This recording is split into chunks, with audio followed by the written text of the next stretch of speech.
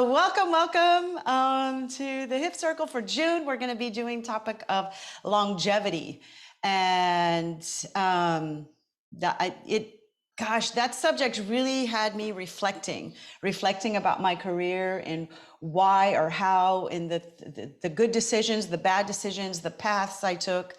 And how I ended up here. That's just it was part of my journey and sharing those things. So if you're new in the Hip Circle, what we do is we meet 30 minutes early. We have a circle time, just hanging out, get to know each other. We meet like a meet and greet, and then we have lecture time for about 30-40 minutes, and I talk about a subject, and then we have practical stuff. Boom, on the dance floor with my mirror here. And in between, in a month, I supply lots of like TED Talks and podcasts and articles, or recommend books about the subject that we're talking about. So make sure that you're checking in with that. Did you guys see the talk with Judith Jamison? Yeah, from Alvin Ailey. Is such an inspiring woman, and I really recommend her biography. I can't think of the title of the biography. I read it so many years ago, but a really great, inspiring biography about her longevity in dance and her journey. So I've got my notes here. So I'm going to start. So one of the things that came to me is like that my experience has taught me that one of the most important things is reinventing myself. And sort of we kind of talked about that a little bit at some point, but kind of repackaging what I do and rethinking what I do, and then presenting it in a new way, whether it's through my productions or my personal performances or my teaching, or how material that I teach, or the concepts of teaching. So being able to reinvent yourself is really important. And one artist that comes to mind, whether you like her or don't like her, is Madonna. Like how she's had a really long career. And I mean, maybe, is my age, I think about her when I was younger, and how she kept reinventing herself musically, physically, the way she kind of drove her work. So it was just an interesting thing to think about, of how to do that, and at the same time not losing your craft, or what it is that people like about you or love about you. And that for me was always like a balance, because I've done it, where I've gotten a little too far off track, and I kind of, I'm supposed to, get back to my belly dance roots, or my rock sharky roots, my Middle Eastern roots. So I've always experimented with different things. So kind of ebbing and flowing, and finding a balance of that, I think, is important. There's artists that I've loved and followed, and sometimes I feel like they got off track for me personally, that I want them to kind of come back and tap into what it is I loved about them.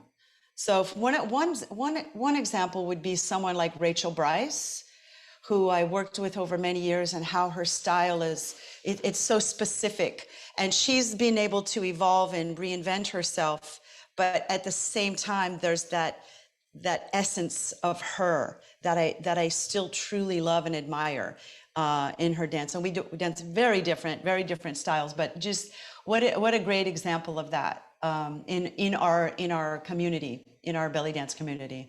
And there was this thing that a singer, and her name is Lauryn Hill. I don't know if you know her, but Lauryn Hill, yeah, incredible art, like a really famous artist.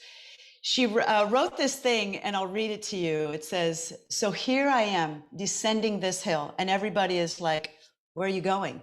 You're supposed to be on the top of the hill." But it's an exciting time, definitely an exciting time for me, because I'm at the foot of another hill. This hill is totally different, navigated differently, but I get to learn. And once you learn and you go through that, you're on the top of another hill. And that just really struck me, because it's like, you're on top, you think you're on top, and then you're unless you're kind of doing this, you're on the decline. It doesn't mean that it's over. It's just there's highs and lows, and there's peaks and valleys, right? So getting comfortable with that and realizing, okay, you did this. Like every time I do a big production, I go, well, now what the heck? What on earth could I do? What could happen next? I mean, Lenka's done, I think, almost all of my BDE productions. So, what do I do after Dark Side of the Crown? What could possibly happen after that? And here I am doing the Jungle Book, doing Wizard of Oz, really, different things. So being okay with those moments of being in the valley, being at the valley thinking, wow, this is going to be another opportunity. It's going to be really, really hard going up that hill again. Right. So it just something that struck me. And I always look for, when I'm thinking about these things, I look for people who are in different genres as well, who are successful. Like, what did they do? What's their path? How are they kind of coping with things like longevity? So this is like, I have my bullet points. So one of the things is take a different approach. Take a different approach. So if you keep doing the same recipe, you're going to keep getting the same results. So what does that mean? Well, I'll share like an experience with you. My personal experience is the first show I did, Immortal Desires. I'll just talk about my productions as being creative, and this could mean anything for you guys.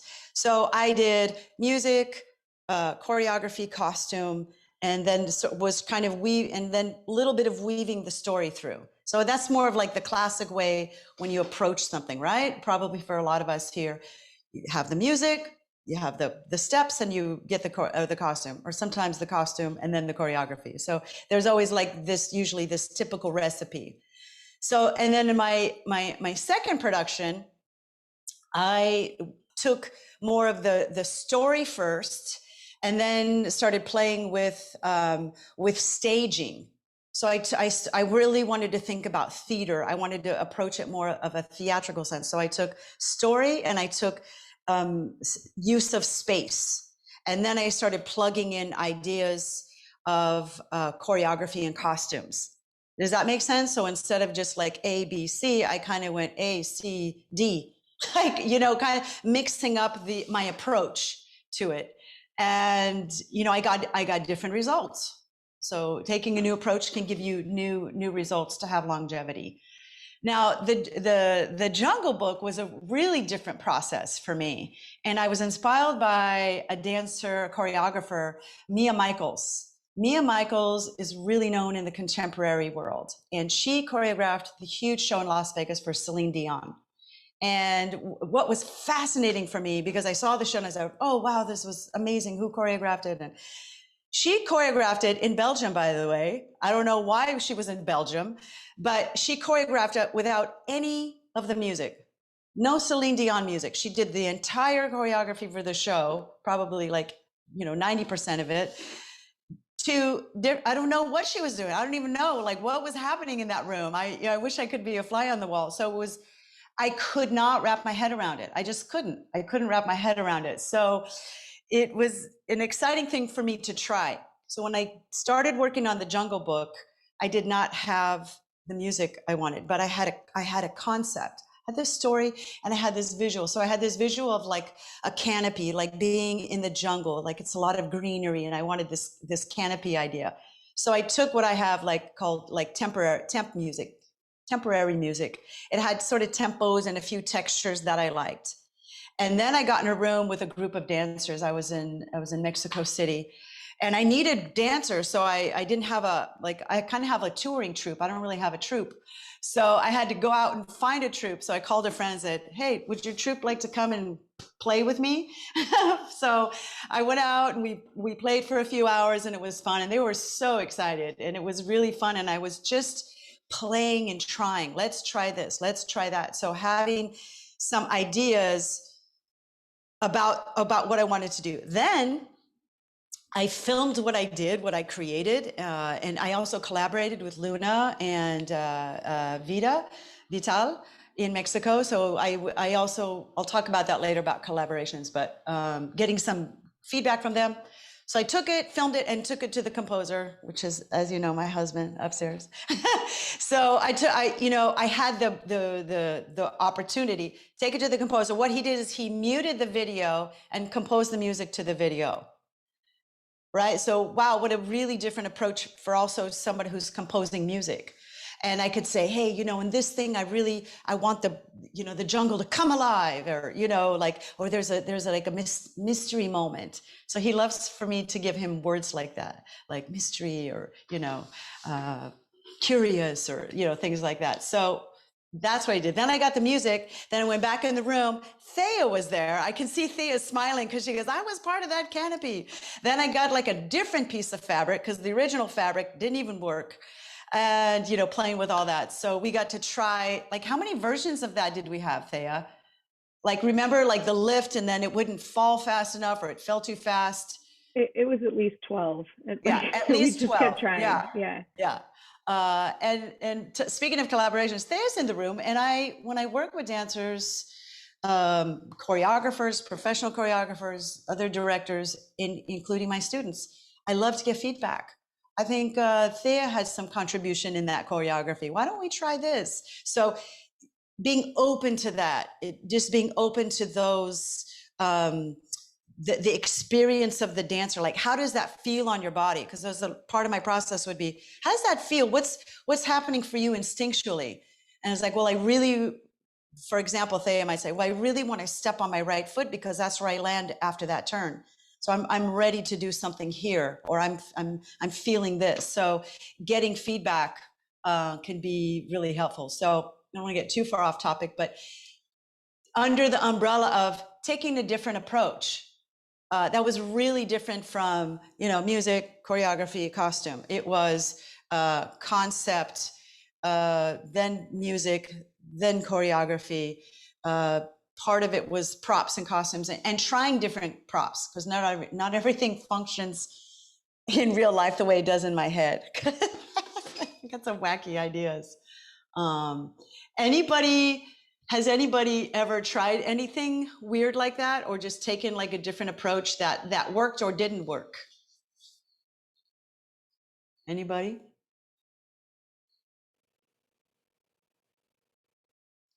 Crickets.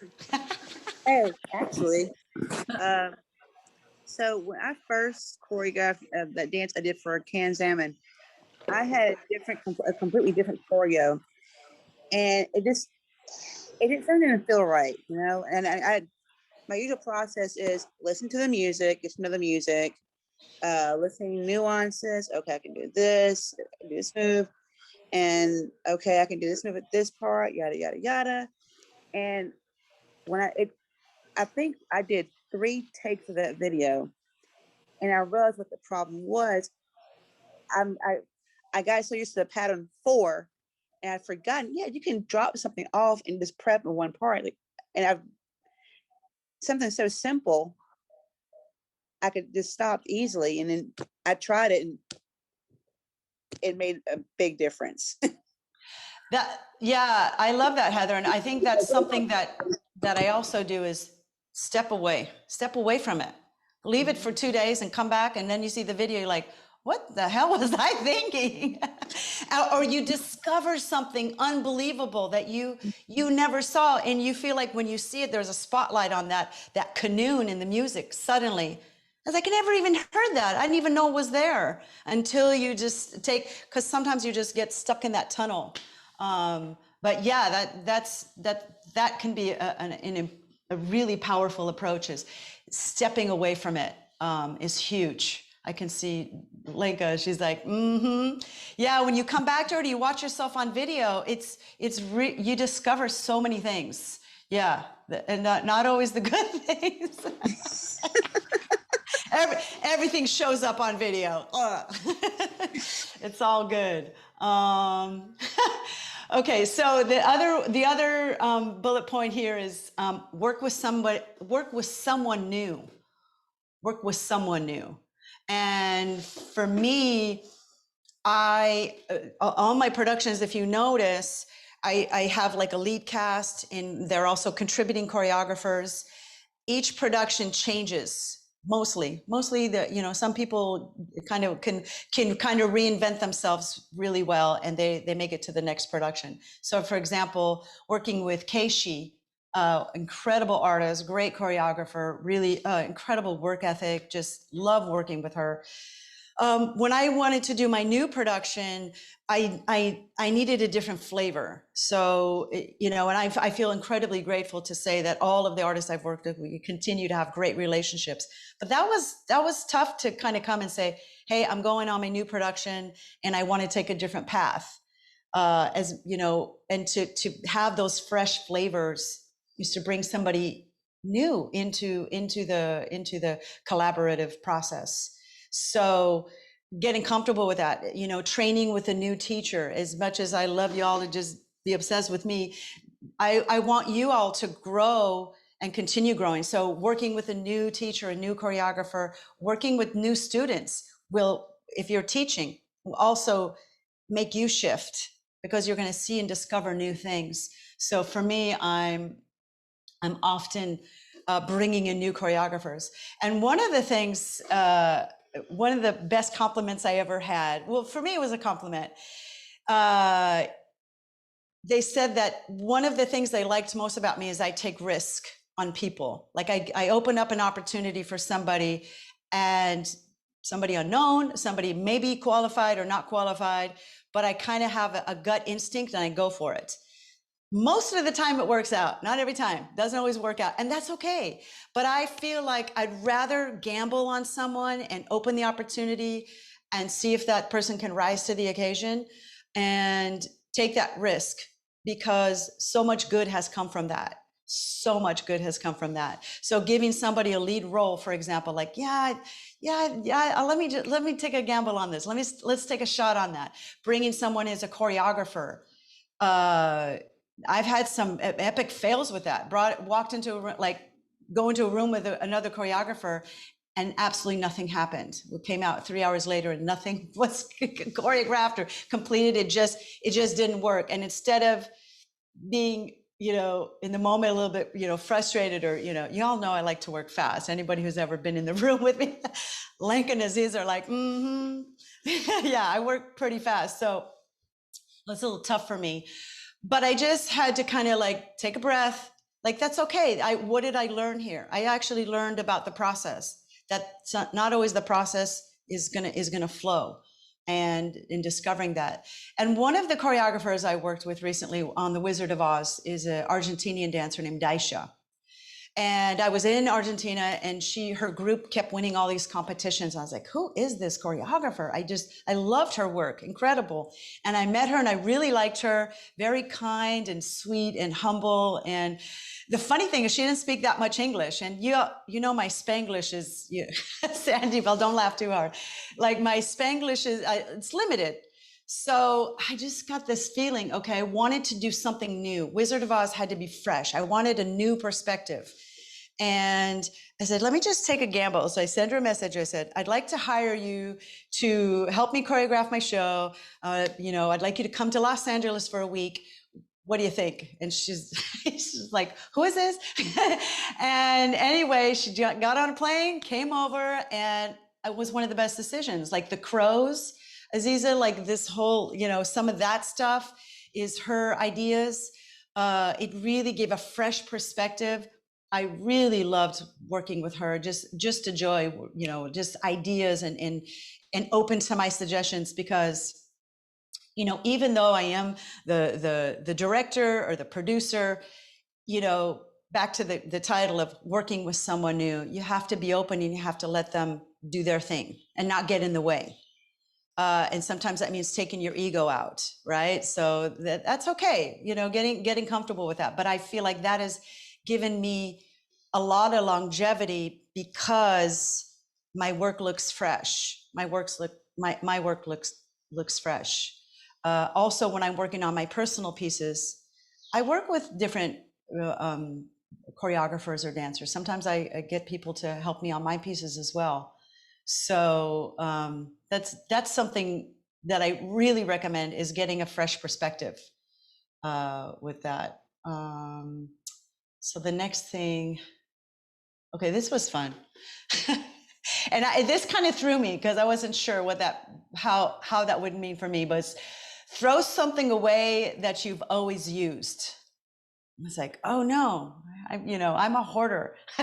So I don't want to let go. It's really hard for me to let go, but I had some step the other day, and Sabah was like, "I'm sick of that step. Stop using that." I was choreographed, and I was like, my feelings got hurt for 5 seconds, and I was like, "Oh, I have to do something." So, kind of getting out of that. So, can anybody think of anything that they could do to, maybe it's a bad habit. I don't know. So I thought this topic made me think. Throw away something that you've always used. Stop using that. Right? I mean, we get into these habits or these ritual, and yesterday in the meeting, one of my students, Loveland, she's just lovely. Love her name. She just got a mirror in her room, and I said, well, what if it's just the simplicity of not training with a mirror, like looking at a different wall? What would that look like if you started creating without using the perspective of the mirror? So it doesn't mean I'm going to throw it away forever. So what if it's just like a different use of space, because it really changes the brain and how you might do things, because you might start working from a place of what the movement feels like instead of what the movement looks like. And then you can go back and watch yourself and have a good laugh. Well, I thought that was going to be awesome. Anybody ever do that? Like choreograph something and you thought it was so awesome, and then you're like, well, it felt different in my head. It was awesome in my head. Anybody have a question about that or want to share anything? Yes, Joni? Since I moved here, like I've had studios in Canada. So since I moved here, like you have these little mirrors, but I can't really dance in front of these mirrors. And so I've learned to dance without the mirror. So yeah, now I feel more, I'm dancing more inward than outside. So I'm feeling the movement more. That's what I noticed since I'm not relying on the mirrors anymore.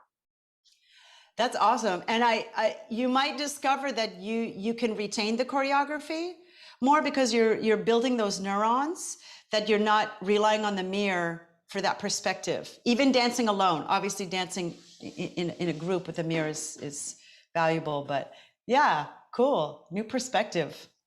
Anybody else? Like to add to Yes. the mirror thing, I noticed that more I trained with the mirror, more my head was constantly focused straight forward. And for example, when I compare it with Golden Era, all the dancers are looking to the different angles using their head, and that we are missing with the usage of mirror. So I started also to cut it off a bit. Yeah, for sure. That perspective. It's something that I just like, since you tapped into that. Also for me, teaching on Zoom, I really have taken a different approach. Like I worked on a new choreography for this workshop, and I ended up re-choreographing the whole thing because it wasn't the best way to learn that choreography on Zoom because of the perspective.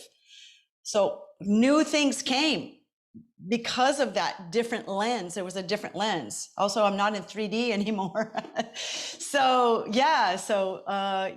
trying a new perspective and taking something away that you've always used, taking out a tool, and then maybe coming back and introducing that. This is a good one. This is something that I've also done throughout my career, is temporarily try a new discipline. So what does that mean? Like, obviously recently, maybe see me and my mom took a Polynesian class. I go to like different types of dance classes, exploring different things, working with teachers that I have never heard of, just trying to put myself in a different perspective. And that gave me a different approach to the quality of movement. So just like recently I did this Polynesian class and I just realized, like, I kept trying to do like a figure eight. And she's like, no, it's not a figure eight. Because she heard me telling my mom, it's a figure eight. She's like, no, it's not. I was like trying to be bossy, Jelena. I was trying to help my mom. And then the teacher heard me. I didn't know she heard me. She has great hearing. She's like, no, it's not a figure eight. It's this. And I was like, okay. So having a different discipline gave me a different perspective of movement and an appreciation for it, because it was really hard Doing something new is really hard. Anybody else have put themselves out there recently? I know Sandy Bell, you try a lot of different things. It happened to me when I went to Hawaii last year in October. I really wanted to learn how to dance Tahitian dance, which is very hard. I keep doing shimmies, and then instructor say, there is no shimmy. You have to use your butt. And then I look my butt, yeah, look your butt, and you have to move in different way. You're doing belly dancing with me. And then I keep that same thing. This is like, it's similar, it's not belly dancing. It's a different approach of dancing. And then I say, oh, yeah, like it happened to me every time I move in a good way, because I look for new thing and dance and fitness at the same time. So I go to any gym around. When I moved to Chicago, I was lost because I moved from Louisiana, different culture, to the big city. I really don't like it. So I start taking yoga, I pay classes, communicate with people. And then I went back to a school to finish my education. So my son left to the Navy. So it was a lot of stuff was going on in my life back in 2015. So I learned to take my pathway in a positive way.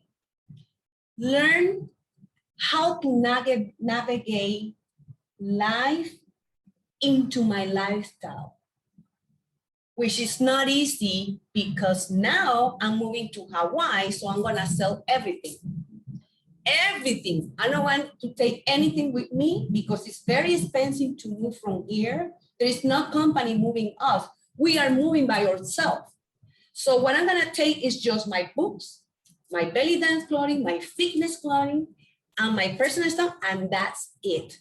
So I'm starting a new life. So for me, it's like, I learned that in a good way. So it's overwhelming at the beginning, but I think when you exercise, you dance, you do something, just one thing healthy for you is helping to keep going.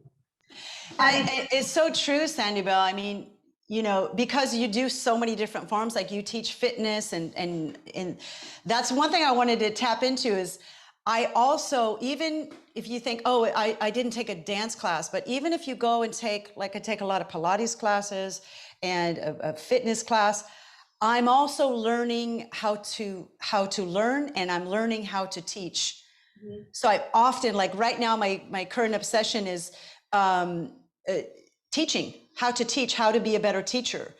Not just about the movement, but what words to choose when you're explaining a movement, what energy to use, which music to use while you're teaching, how to keep the dancers inspired. So yeah, having that new discipline, and yeah, I mean, you're completely transforming your life. But yeah, it's interesting that Tahitian dance, because you see all that hip stuff, and I know some of you train in that style. It is not the same, and it is not easy at all.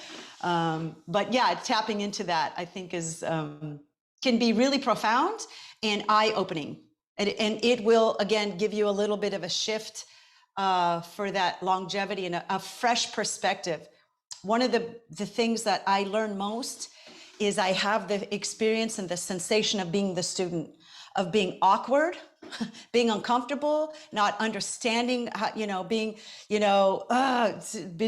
going through all of those things. So I think that has been a tremendous tool for me as a teacher, is I have a lot of empathy for the students. So when I'm specifically in a big workshop or here, when I see someone struggling with a movement, I've been there, I know that feeling very well. And I can relate to you because I'm often putting myself in that position as the awkward student. So trying new disciplines can be really, really powerful and insightful and fun and awkward. So the last thing I want to just touch on is, and it's tough, is accepting critical feedback. Accepting critical feedback from from your colleagues, from your community, from your students, taking that feedback and taking, first of all, it's really important to take your ego out and appreciating that someone is taking the time to share some feedback with you.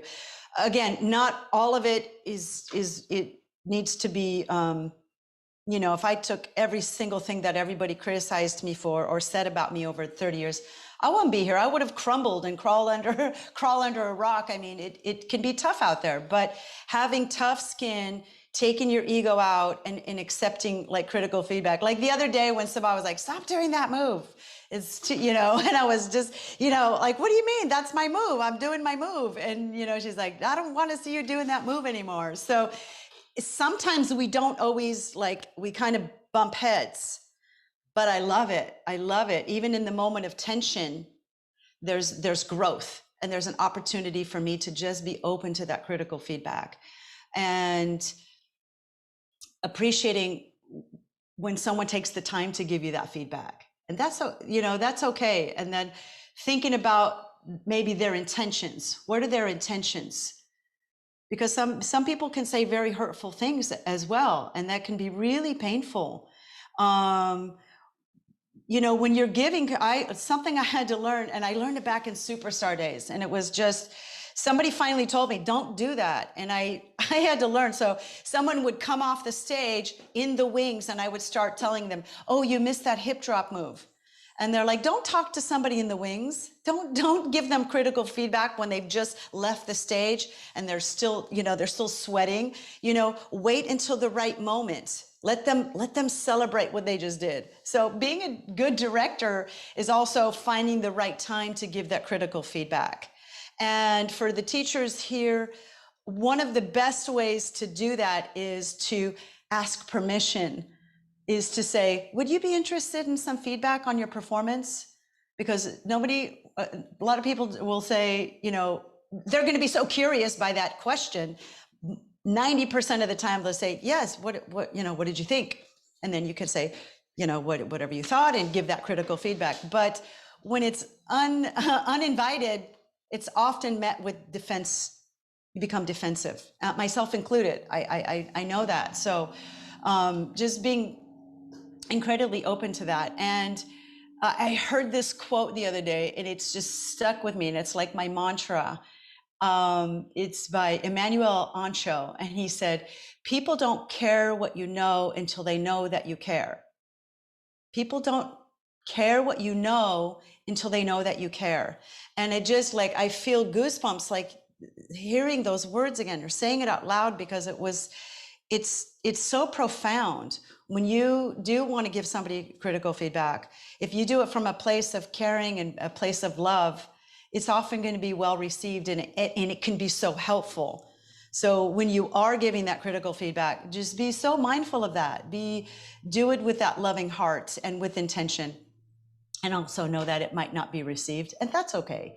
That's okay. But being on the receiving end of that too is so valuable for me. One of the things I've done is I've always surrounded myself with colleagues instead of just being like myself and my students, which has put me up here that there's accountability for my work ethic, for what I do. So being called on things that I can do better is always going to be a positive thing to move forward. So, amen, right?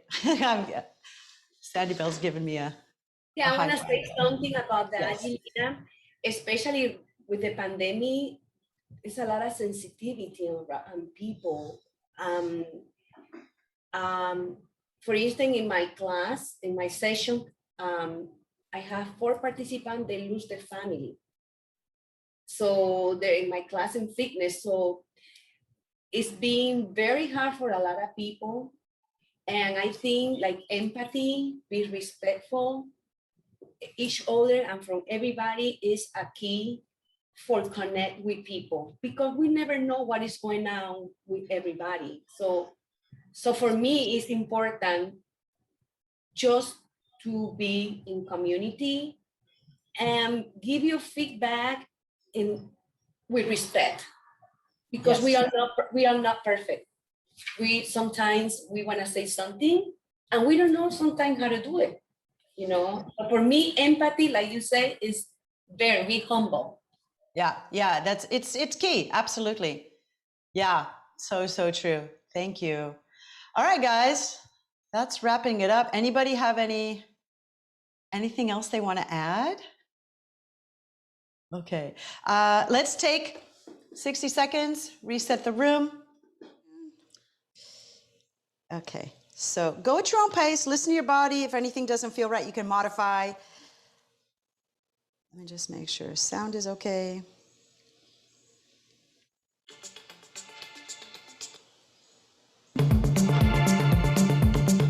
One, two, three, 4, 5, 6, 7, 8. Audio's cool. Thank you. And inhale. Exhale. And one more time. Inhale. I'm going to be facing you. Good. Let's go side to side. So my orange band is on your left. So just use me as a mirror. Get the whole body moving. Gabrielle, I see you warming up there during our meeting. Get those shoulders going. Release the head. Move the feet. Take the arms front. Energy in the fingertips.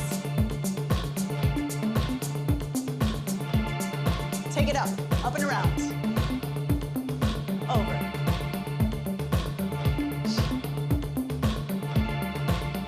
Good. And inhale, lift up. Stretch. Soften those knees. Forward fold. Release the head. Shake it out. Drop the hips down. Open the chest. Move the neck around. Follow my voice here. Follow my voice. Forward fold. Release the head. Knees are soft. You're going to roll up slowly. Up, down, up, down. Pecs, diaphragm. Get that chest going. Double time. 7, 8. Drop, drop, drop, drop, drop, drop, drop. Let's play with a little balance. And circle to your right. Just pick a side, any side. 5, 6, 7, other side.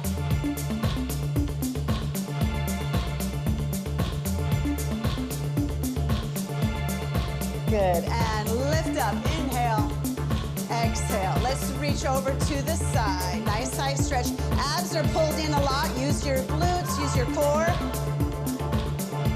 6, 7, 8. Take it to the other side. Nice and easy.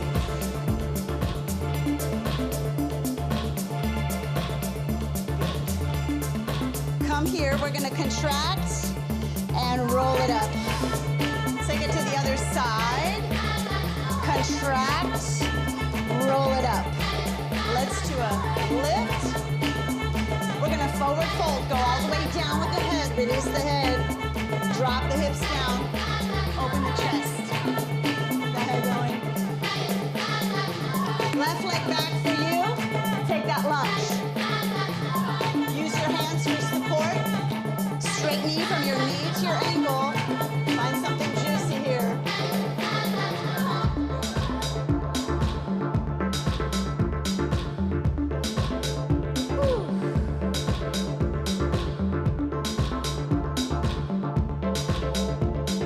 Top of the knee, top of the foot, and flex. Hip forward. Lift up.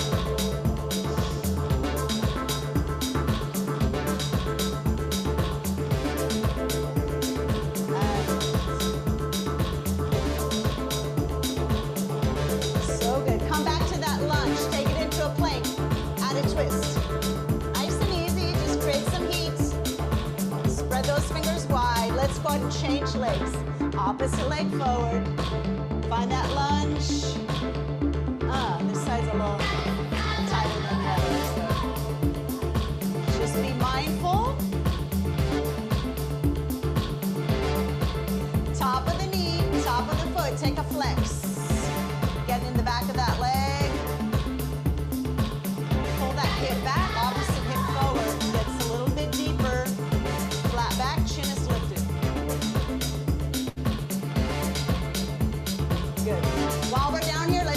twist on the floor. Lift up nice and tall and take a gentle twist. Move your head around, nice and easy. Just follow my voice. I know you can't see me. All right, now come to the front. Lift up, change legs, stretch, and take a gentle twist to the other side.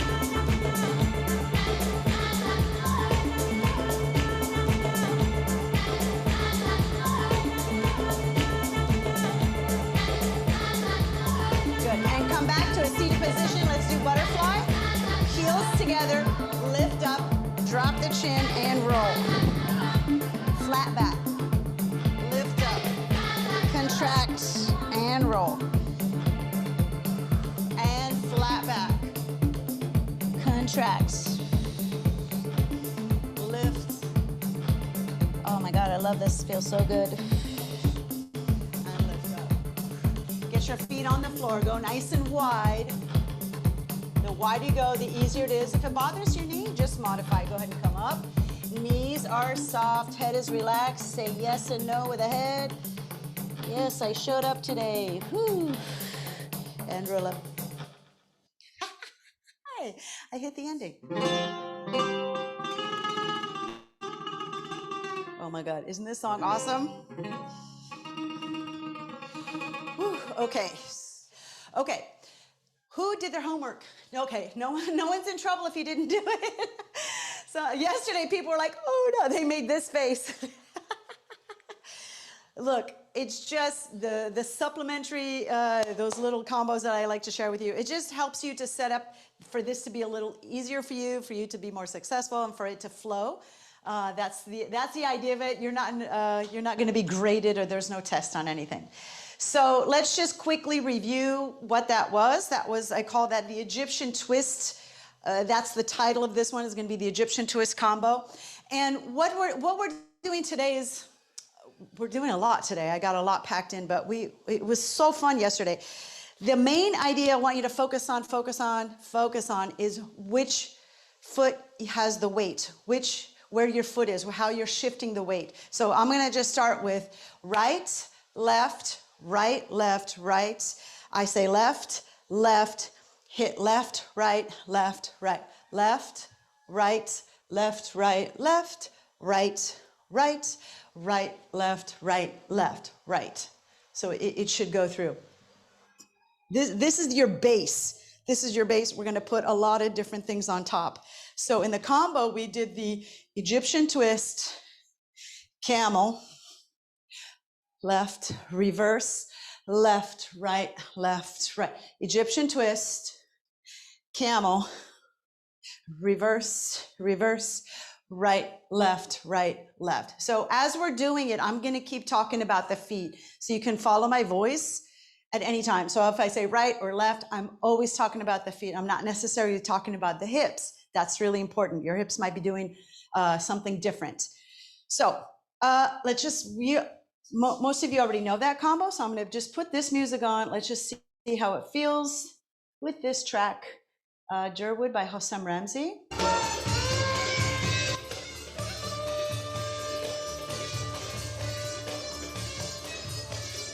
1, 2, 3, 5, 6, 7, 8. Right, left, right, left, right. Left, left, left, right, left. Left, right, left, right, left. And right, and right. Step right, left, right, left. Right, left, right, left, right. Left, left, left, right, left. Left, right, left, right, left. Right, right, right, left, right. So you're always coming back to that right. Cool? Okay, so we'll keep coming back to that. I'm gonna move on to the next combo. The next one we're gonna do is right, left, right, left, right, left, right. Just follow the feet again. Right touch, left touch. So this one is a touch. I'm talking about the touch. So the weight is not on that foot. So touch, touch. I want some more. Right side, right touch, left touch, right, left, right, left, right, left touch, right touch, left, right, left, right, left, right touch, left touch, right, left, right, left, right, left touch, right touch, left, right, left, right, left. We're going to add the turn here. Right, left, right, left, right, left touch, right touch, left, right, left, right, left, right touch. So you could do this in the corner, right, left to the other side, touch, touch, left, right to the back, to the corner. So again, these are ideas for you to take this idea and take it somewhere. So let's put these two combos together. We're going to do the Egyptian twist, right, left, right, left, right, left, left, left, right, left, right, right, left, camel, left, right, left, push, push, right, left, touch, touch, right, left, pas de bourrée, left, right, pas de bourrée. So pas de bourrée or turn. I'll do the first round with a pas de bourrée. And anybody out there feel like turning? Go for it. If you're not on thick carpet, watch your knees, Shelly.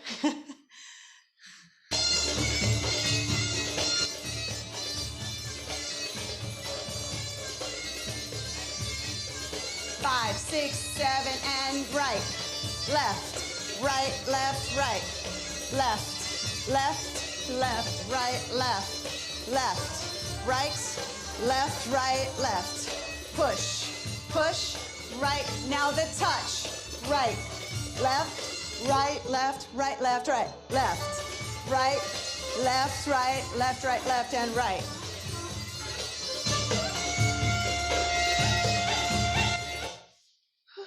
So we're kind of building on those ideas. This music works really nicely. That's why we're starting with it, because it has a nice flow to it. We're going to explore some other pieces as well. So one more time, let's just go from the floor pattern. I'd like to add just a little bit more to the first combo. Since I'm hearing that Ms. Mar, there's that sidey vibe. So right, left, right, left, right. So again, same exact floor pattern. You can just add a little variation of the hip, okay? So I'm gonna do this little bit of a pop and a little bit of a hip shimmy. One more time, starting with the right, 6, 7, 8.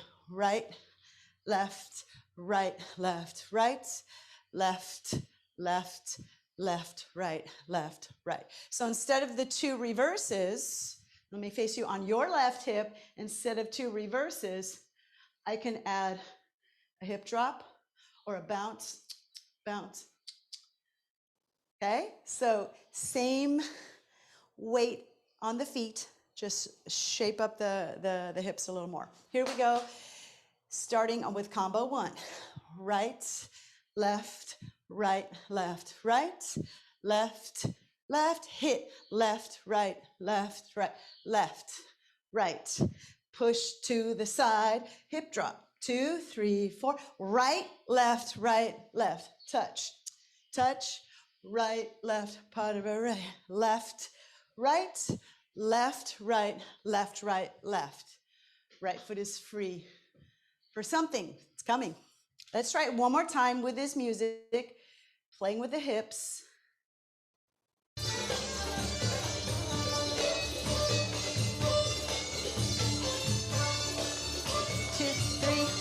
5, 6, 7, 8. Right, left, right, left, left, left, right, left, left, right, left, right. 2, 3, 4. Right, left, right. Now touch. Right, left, right, left, right, left, right, left, right, left, right, left, right, left.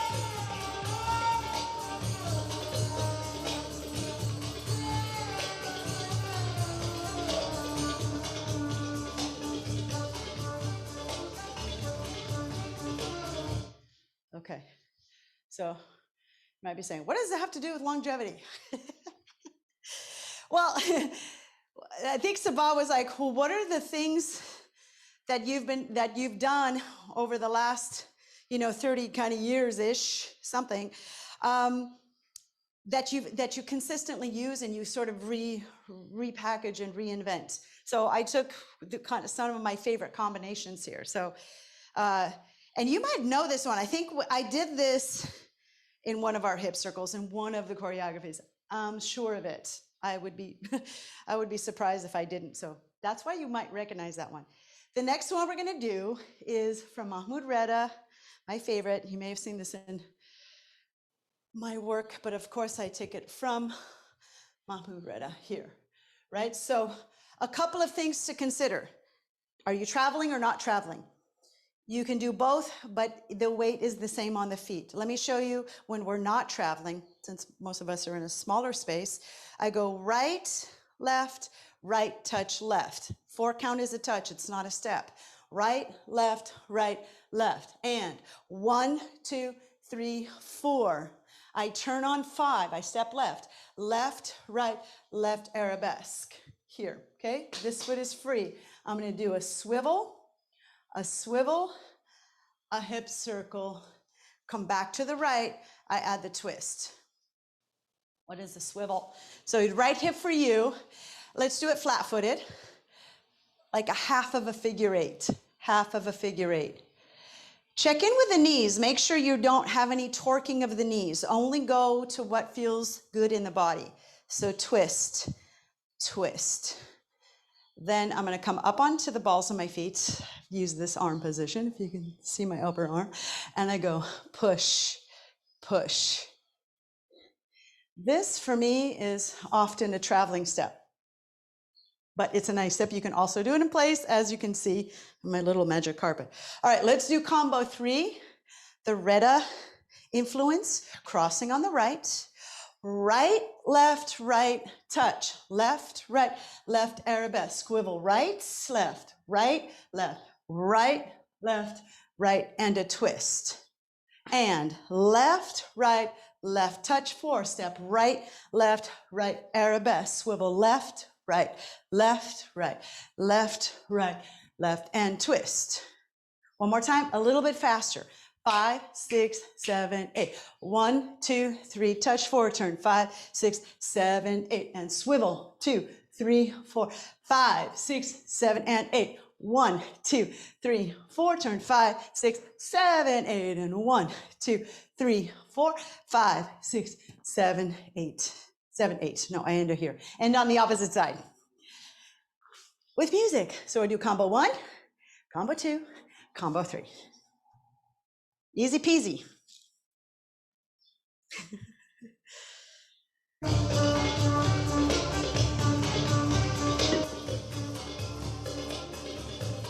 Oops, no, hang on.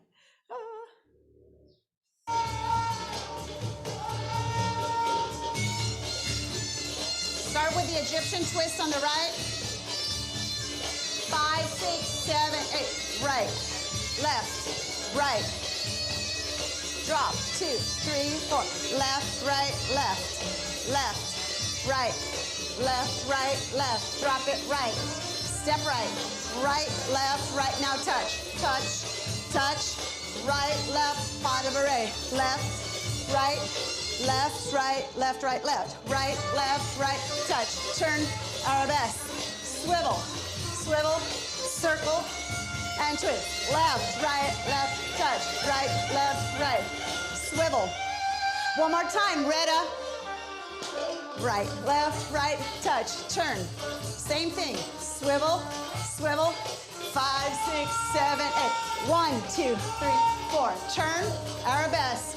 Swivel, circle. Right.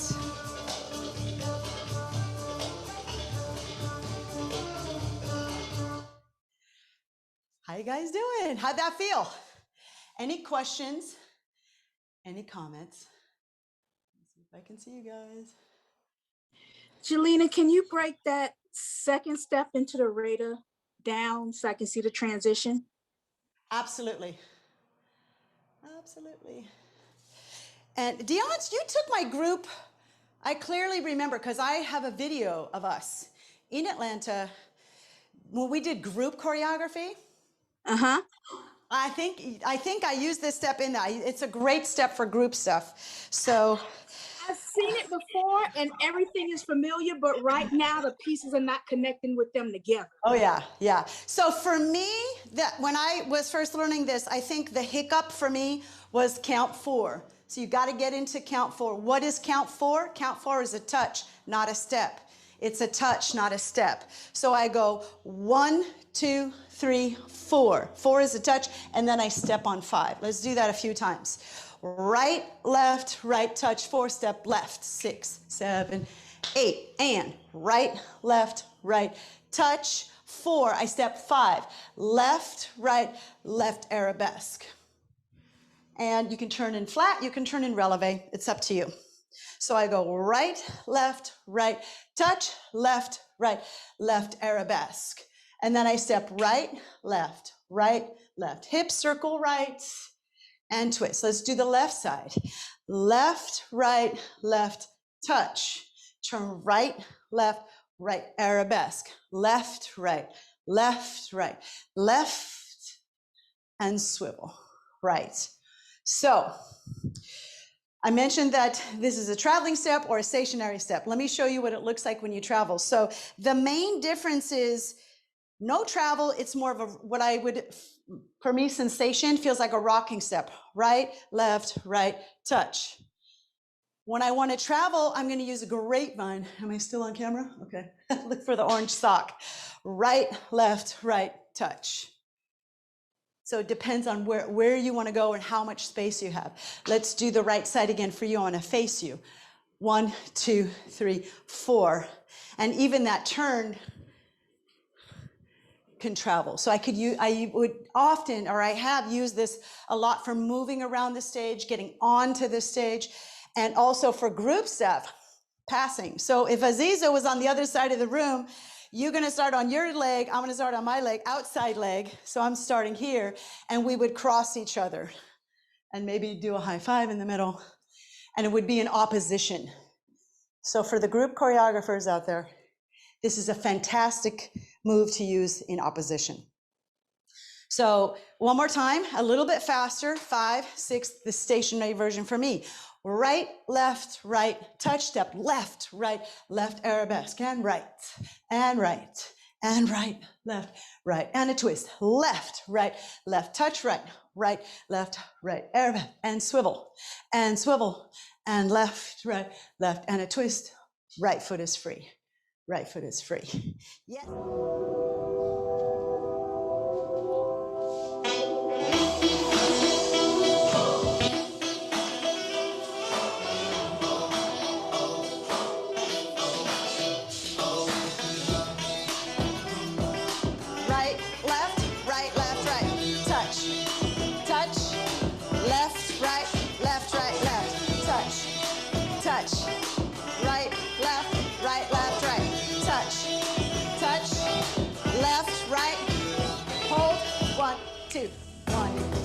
Egyptian twist.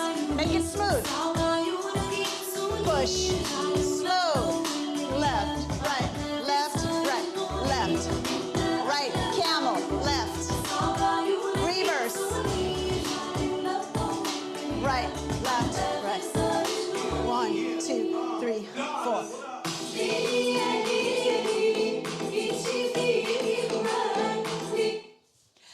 Woo! Now for something completely different. So this is a really fun song. I believe she's Lebanese. Agala. Her name is Melissa. So this is the idea I want to share with you today, is how, as you're evolving and going through your career, all the different kinds of music that you're going to come across and explore and do, and the different textures, the different styles, the different, it could even be different languages, right? So now we're going to start with this touch step. Maybe you could be entering the stage with that, right? So Aziza, when you're at the club, boom, boom, boom. So you can use this step as an entrance step. For example, just trying it out.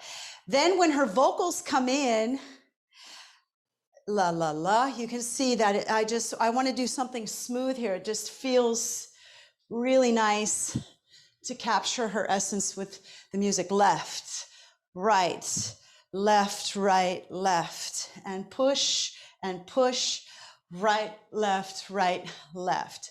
This music has like a little extra, I think it's like 4 count. The first one has an extra 2 count.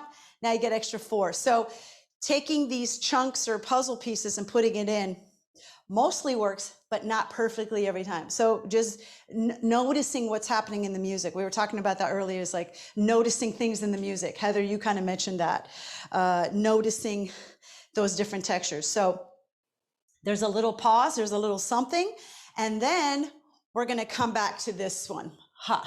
I'm choosing this here because she's still singing here, right? It's still lyrical. So you can use something soft here, right? So same idea. Then the music shifts again. So let's see how this puzzle goes together, starting with, can you guys hear the rooster outside? Cock-a-doodle-doo, the sun is up already. It's 8 o'clock in the morning. Aziz, I think you have roosters too, right? No, I know you have bunnies over there. All right.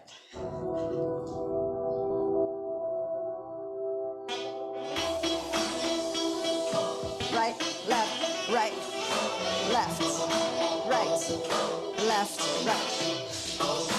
1, 2, 3, 4. Right, left, right. Touch. Play with it. Left, right, right, left, right, left, right, left. 2, 1, 2, 3, 4, 5, 6, 7, 8. Reverse. There's 2. Step. Left, right, right. Camel left. Reverse. Push. Right, left. 1, 2. Up. 1, 2, 3, 4, 5, 6, 7. 1, 2, 3, 4, 5, 6, 7. Left. Swivel. Left.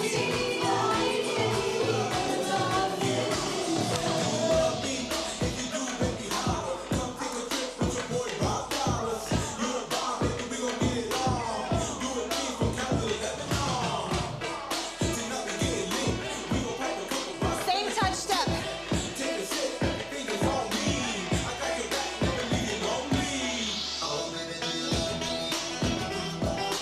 Egyptian twist. Push, left, right. Reverse.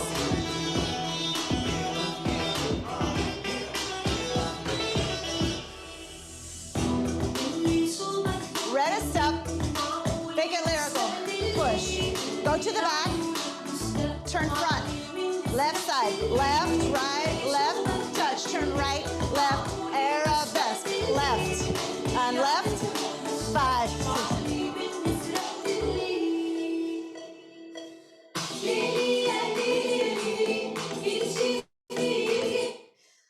Ooh, that was super fun. So just adding those 3 combos, you know, just to think about, we did almost 2.5 minutes of the song.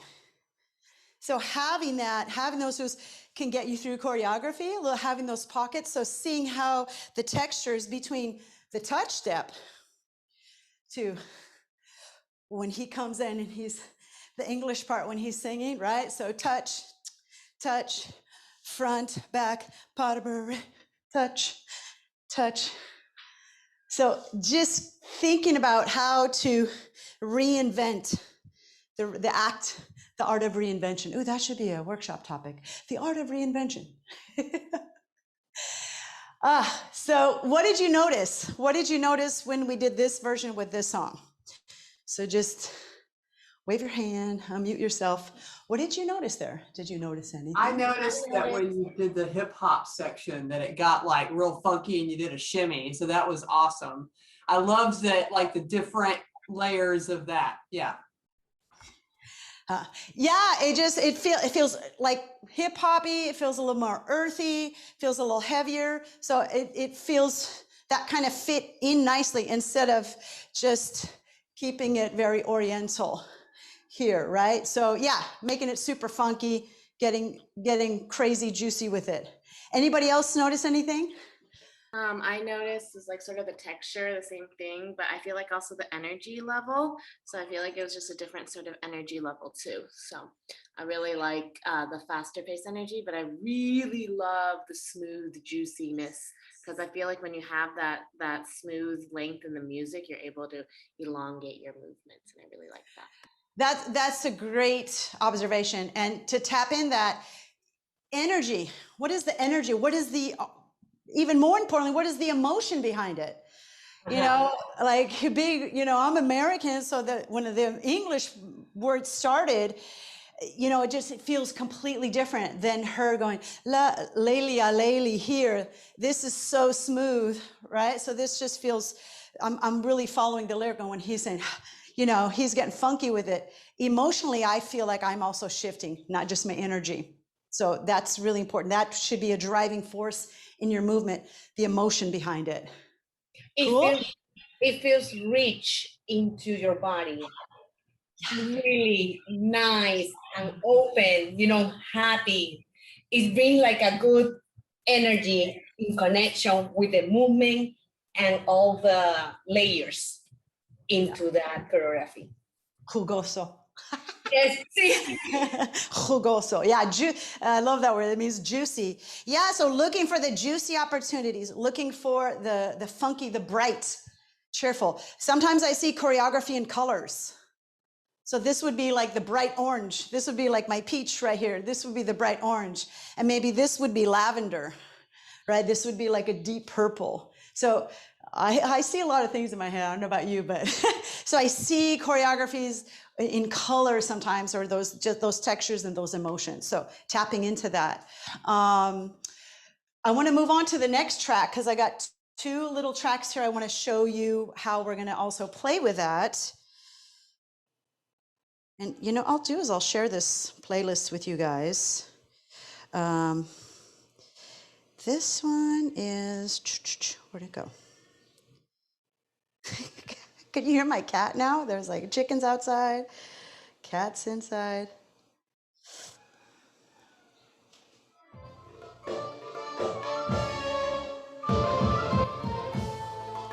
Touch.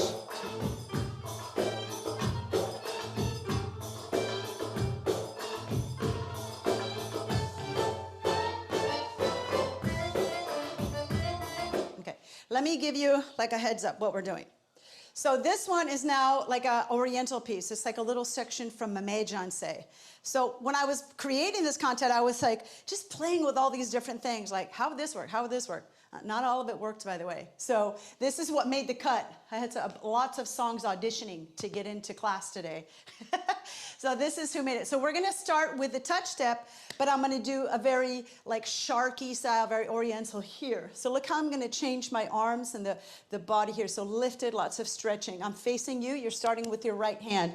The combos always start on the right. If you get lost, always start like that one count on the right when you're in between. I'm facing you for a second. This is your right side. Touch, touch, swivel, pas de bourrée. Touch, sorry, left side. Touch, touch, twist, twist, boom. So the 4 count after that, it didn't quite work perfectly to just do the combo. Part this side, this side. It goes this side, and then there's a little something. Let me break it down again. Touch, 2, 3, 4, 5, 6, 7, and 8. Touch, 2, 3, 4.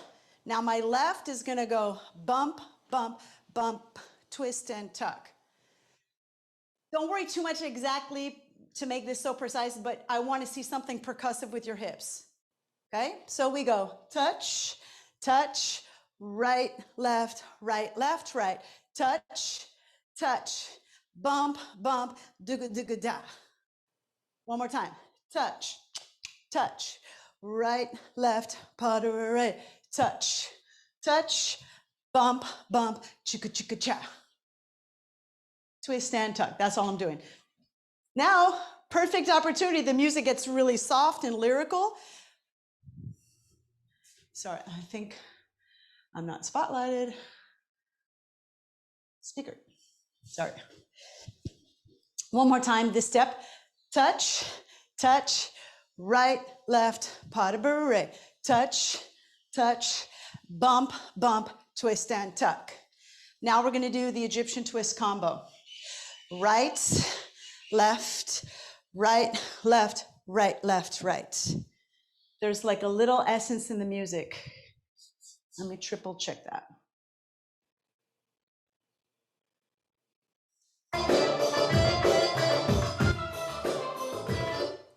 Yeah, exactly. Right, left, right, left, right, left, right. So you just take it, you add a little da-da-da-da-da at the end.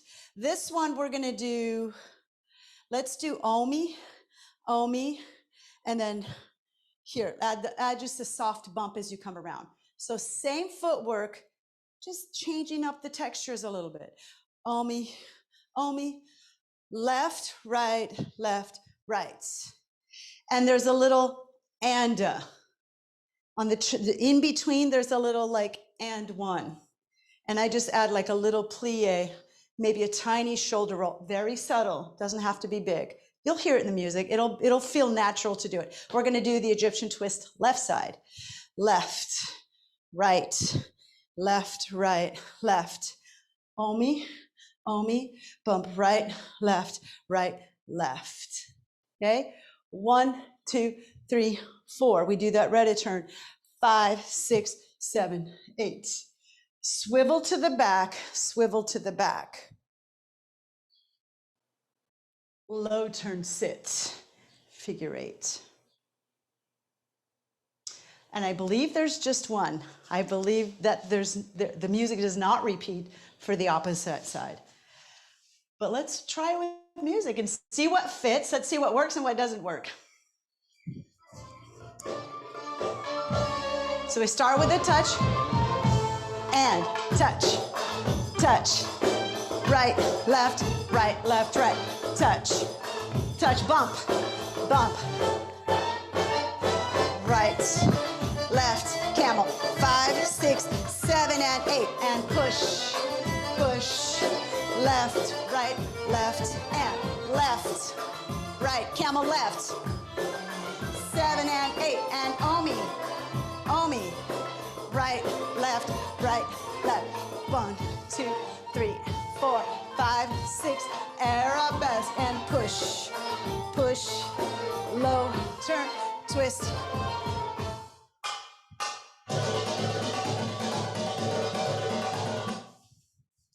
Yeah, so sometimes you've got to see how you've got to get what I call the bookends of the combo to get those transitions and acknowledge things in the music. So don't always like just shove something in. It's like putting a puzzle piece in.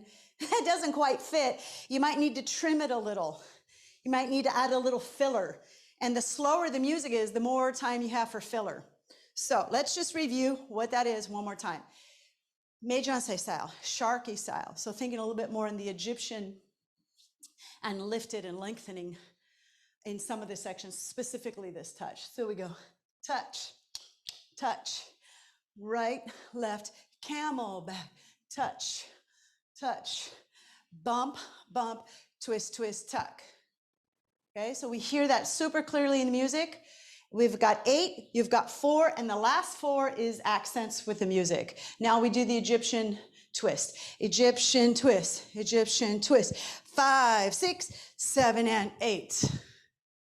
Da, da, dee, da, da, da, da. So he gives us a little zippity doo at the end of that. 7 and an 8. 1, 2, 3, 4, 5, 6, 7 and an 8. That's why you got to map it. That's why you got to count it. That's how to best easily and quickly identify those things in the music. Omi, Omi, 5, 6, 7, and 8. Don't overthink that. Just melt at the end of it. Egyptian twist, Egyptian twist. 5, 6, 7, and 8. Only 2, 3, 4, bump right, left, right, and ba, ba, ba, ba, ba, ba, ba. So there's a little in the music. So that one is not going to be smooth when I start the first 4 count. Right, left, right, left. Sorry, I faced you and I said the opposite thing. Right side, let's do it again. And right, left, right, touch, turn, arabesque. Here's an opportunity to travel. Swivel, swivel. 5, 6, 7, and 8. 1. So I just do a back step. You can add a turn. The important thing to think about and consider and discover is does it end on 8 or does it end on 1 or and? 1 and. So I believe it ends on 1. But when you're mapping out your music, when you're putting these things in, take a second and count the music. Don't do anything, just sit, put your seatbelt on and listen to the music and you'll discover those little juicy details. Okay, I want to do this one again. Remember, we're thinking about the style.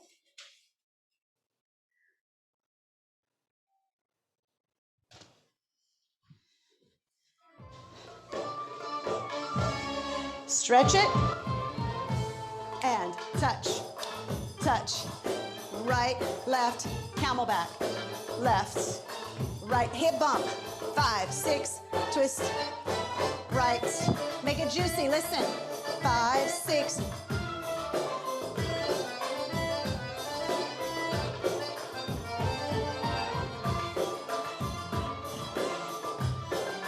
7 and 8. Omi. Right, left, right. Turn. Swivel walk. 1, 2, 3, 4, 5, 6, 7, 8, and 1.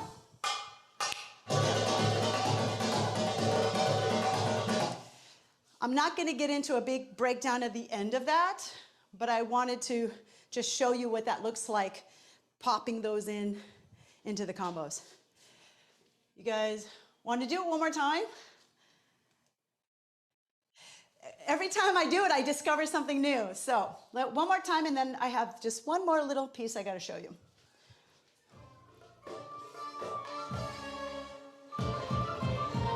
Touch. Push, camel, touch.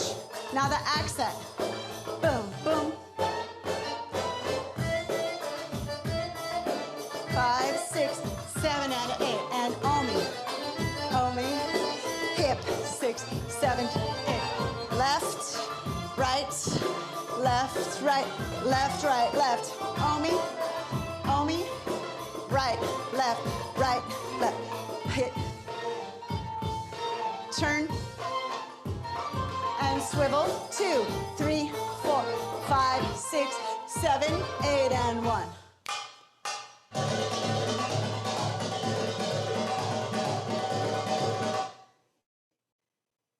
Okay. Now for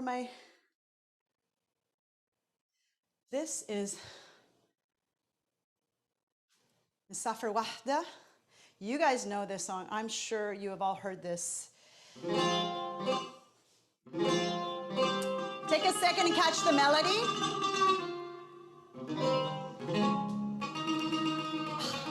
Gives me goosies.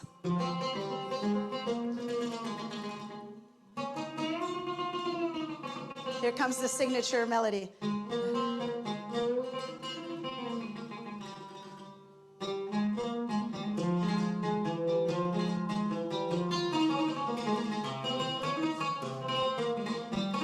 I just want to get you in the mood. Okay, so that's this piece we're going to do. We're going to jump way in the middle. What's the time code? About 2:57. So during the vocal part. So we're going to get real slow and juicy. And it felt, I tried a couple different sections, but I really liked it there. Did I have anything special that I needed to say? Twist. touch. We're gonna do twist and then touch, and then the retta. Twist, touch, retta. So let's come back to the beginning of the class. Right, left, right, left, right, left, left, left, right, left, right, left, right, left, right, left, right, right, right, left, right, left. Okay? I'm going to do a figure eight instead of an Egyptian twist. Right, left, maybe side eight here. Omi with a level change, barrel turn here. Figure eight, side eight. Omi with a level change. Right, left, right. Now for the touch, I'm not going to do this. I'm going to do like a swivel. So right hip for you. Boom, boom, push, and turn, opposite side. Hip, yeah, push. So 1, 2, 4 count. We do 8 and 4. 8 and 4. We don't complete that one because it doesn't quite fit in the music. So the music has a shift there.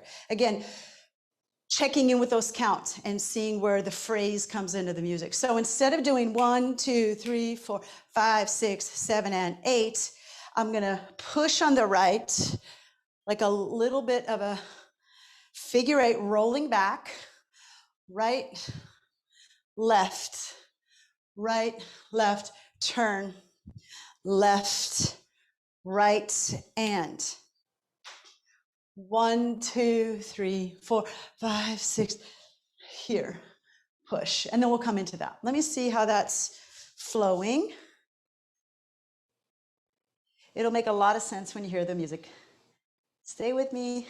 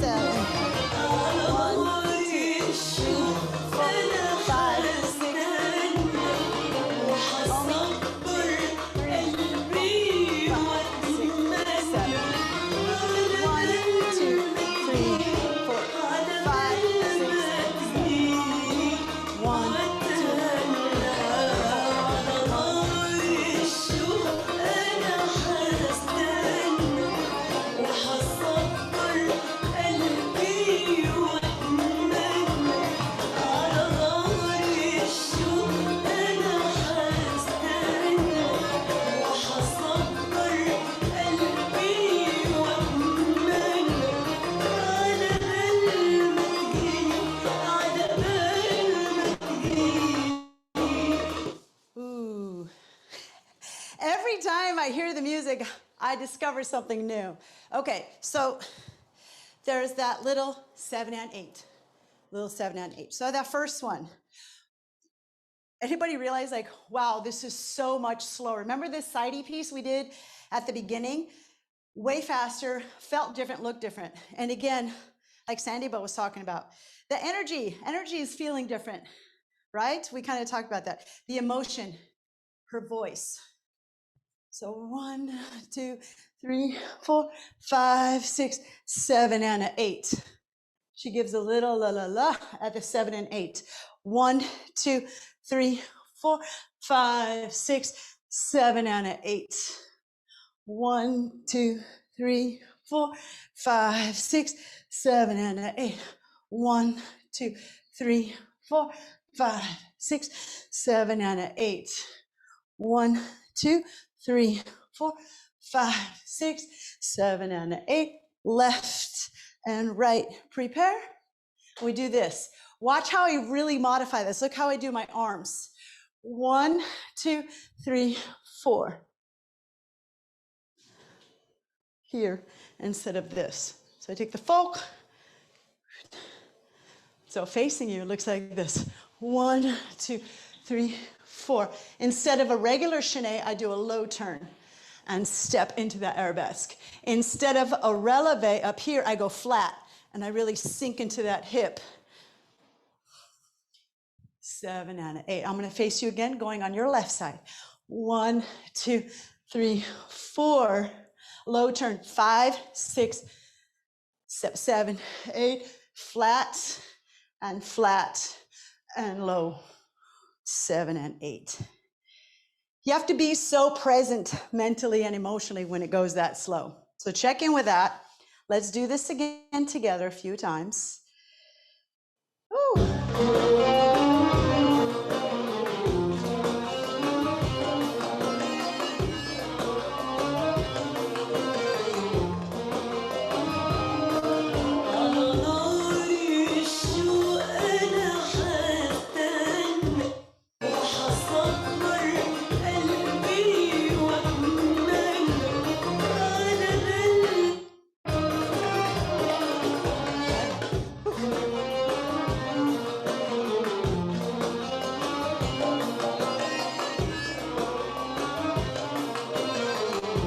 Take your time, figure 8. 1, 2, 5, 6, 7, and 8. 1, 2, 3, 5, 6, 7. 1, 2, 5,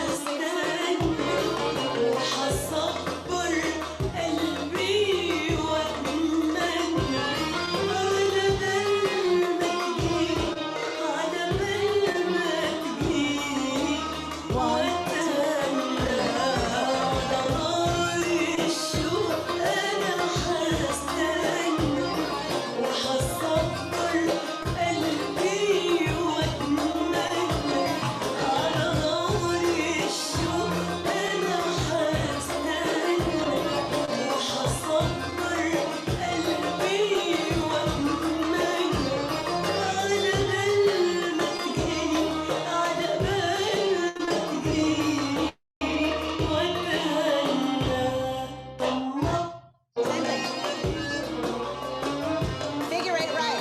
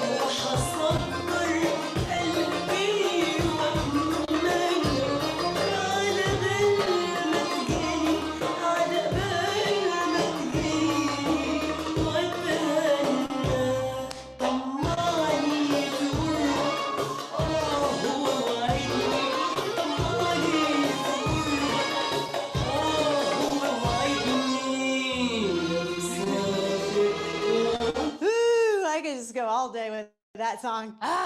So juicy. So you can see that these things can be adapted really easily and smoothly most of the time, but not all the time. Sometimes, doing this on that last one, I might kind of I would play with that section a little more.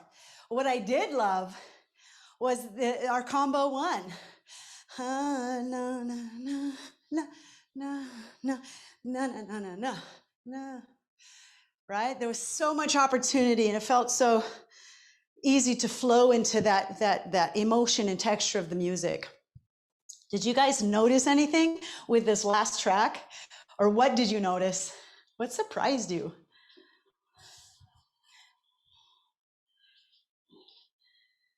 Nicolette. I can say what surprised because I don't see you dance that genre a lot. It was really nice to see something different, and it felt really nice. Thank you. Yeah, I kind of thought, man, I haven't done this in so long. When I rediscovered it, I was like, oh, it feels so good. Nicolette, what did you discover? I'm getting you out of your shell. Sure. It was a lot more like grounded movements or earthy movements, or just I don't like figure eights I always did. So it's just adding that more of those movements and being juicier with it. And it's a great song. I really like it. Oh my God, it's such a good song. It's and there's so many versions out there. There's a lot of versions of this song.